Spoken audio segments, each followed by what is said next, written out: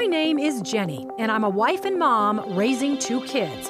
But I used to live a more glamorous life as a TV reporter. I was on the nightly news interviewing pop stars and politicians.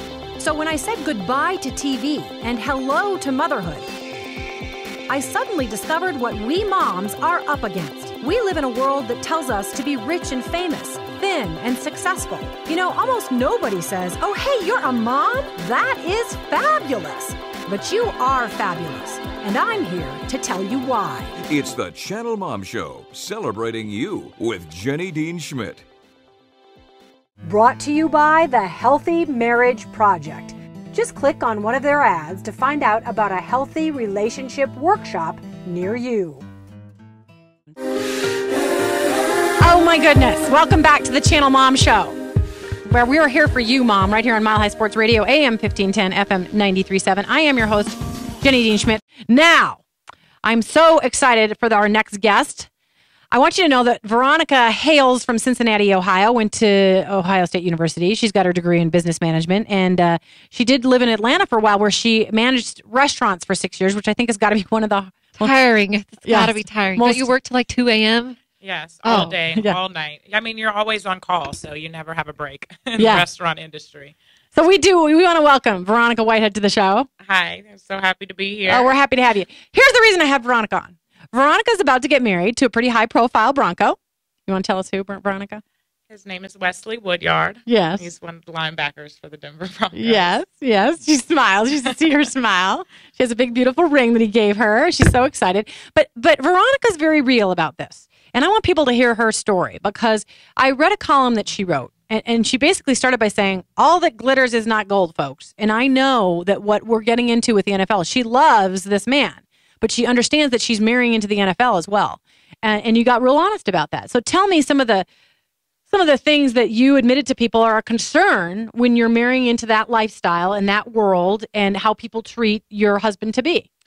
Well, the first thing, everybody thinks that, everybody kind of glorifies the relationship and looks at it in admiration because of the fact that he plays football. I don't want to be admired because of that. It's the foundation that we've created. It's the love that we have for each other.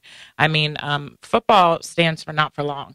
NFL stands for not for long. Yeah. So, I mean, that's temporary, and there's so many things being a part of the league that, can plague a relationship, not just a relationship that's in the limelight, but any relationship. It's so prominent, though, with athletes is, what I wrote about in the article was, infidelities, health concerns, health issues, financial issues. These are all common things in all marriages, but it becomes pretty prominent when you're dealing with a celebrity or a high-profile athlete. So I wanted to speak on that. I wanted to spread some awareness. Everything that glitters isn't gold. There's going to come a time where, the microphones are muted, the cameras stop rolling, and it's just you and him. Yeah. And you have to know and, love the person for who they are and be with that person and wake up to that person every single day. You cannot live your life as the limelight, because that's not going to last forever. No. I interviewed, he's no longer a Bronco, but I interviewed Andre Goodman's, it's Andre Goodman, right, Dan? I hope I'm saying that right. I sound like an ignoramus. It's because I follow high school football, because my husband's a high school football coach. I interviewed his wife, and she was very real like you, and she said not for long. She brought all that up. And she also talked about the financial element. I want people to hear this today. Isn't it an enormous amount of NFL players end up broke or really struggling because it's all gone by the end of their career? Well, they say pretty much 80% of professional athletes 2 years after retirement end up filing for bankruptcy, having some sort of financial issues. And a lot of that is due. I mean, these players become millionaires overnight. They have no financial guidance. Everybody, you don't know who to trust. You have everybody that wants to be on your side and ride along for the ride. For a price. Yep. Yeah. They want to be on your side for a price. And you have everybody that's, yes men and, oh, yes, telling you this, that. And you never know who has your best interest. So, they get caught up in not only that, but then they get caught up in the lifestyle. They want 5 cars and big houses.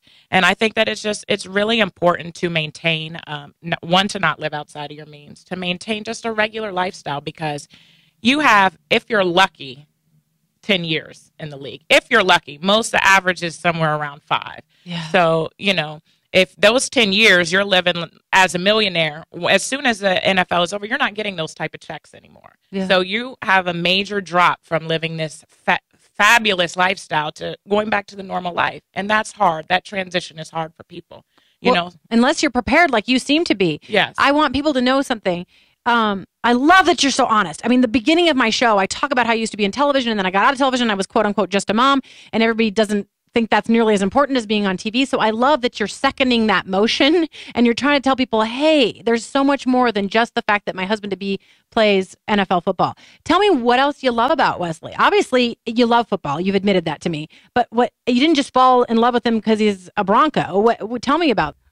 Well, Wesley, I mean, he's one of a kind. So he is a very humble spirit, a God-fearing man, which is very important to me. Just generous. He does so much in the community. I mean, the community is part of his job as well. It's not just football for him. He does just as much community work as he does. Like what? Tell us. Well, he has a foundation called 16 Ways. It is a foundation that supports at-risk youth. He has football camps and toy drives, various different things. He goes to speak to schools. So he's very active in the community. He won the Walter Payton Man of the Year Award twice in a row. So I'm very proud of him. His spirit is amazing. And he understands, that there's so much more outside of football. And he uses football as an outlet. That's really all it is. He's been blessed to play the sport that he loves, but at the same time, he's been given an opportunity to use this for a successful future in something else and to give back to the community. And, he's an amazing guy. So I have marrying my best friend. Oh, I'm so glad for you. Is he a little like Tebow in that regard, in that he feels like God put him in this position that's high profile and that people admire so that he can do good things for the world? Oh, yes, definitely. And we pray. I mean, before every game, we always pray. And we just ask God that everything good or bad, that we use it to honor and glorify him. Amen. Everything that he does, his work is a ministry. Absolutely.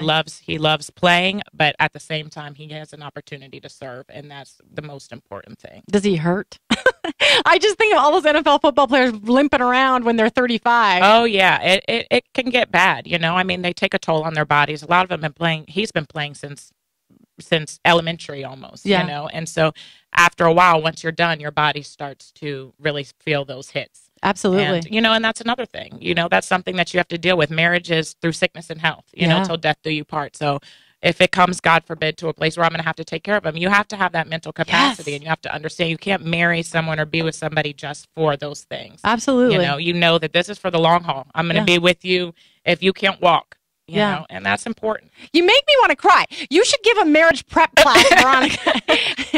Let me say this: you and Wesley both have a strong faith, and you revere what God is doing for you and what you can do in return.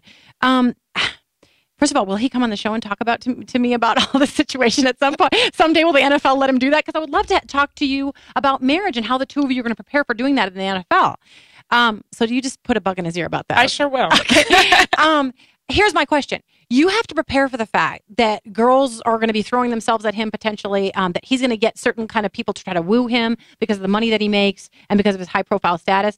How do you and Wesley prepare for that as two people that are going to be married and you want your commitment to come before all that other stuff? Well, that's prominent. I mean, they have so many opportunities. The doors are wide open. Anywhere they go, you have so many fans and women, beautiful women that are throwing themselves. They could care less whether I'm standing right there, but it's just, I'm very secure. We have such a strong foundation of trust in our relationship. He makes me feel so secure. So I don't have the time. I can't sit around and work. This is his job. Yeah. It's all part of the job description. It's all included. And my responsibility as his wife and fiance, I let him do his work so that he can be successful in it. Yeah. And, I let that stuff go. I can't sit and worry about every fan that wants a hug and a signature, or an autograph. Yeah. I just I trust him, and he hasn't given me any reason not to. And, I let him do his job. And you can't worry about those things. Honestly, you can't have a relationship worrying about what he's doing while he's away or the people that are around. It's all part of the job description. Sure. We know some very high profile guys who we will not mention, who've succumbed to that. What do you think happens there where they just, give in to the temptation? I mean, what happens? Well, temptation is a real thing. So I don't want to sit here and act naive to the fact that it doesn't exist. I mean, it can happen to anyone. Yeah. You know, it's working through that. And, you know, I just say, and then too, you know, you have to make your man happy at home as well. Yeah. You know, you riding him about certain things or constantly staying on his back. I mean, those type of things can push a man away. And not saying that it's intentional, that they want to go out and have an affair, but, you know, you have to be supportive at home. You know, they deal with enough in their professional life to have to come home and have to deal with more. That can be stressful, you know, so it's on equal parts of both, you know, supporting each other and loving each other and just, you know, just being there for each other so that, you know, they don't want to stray, you know, but you can't, you know, you just really can't worry about those type of things. Well, he's blessed to have you, girl, because you got a good head on your shoulders and you're not going to be, you know, sitting in the background jealous. Do you have a question, Shell? Is there anything you've thought of? I'm just wondering about when it's all over, if there's any kind of counseling at all for the players.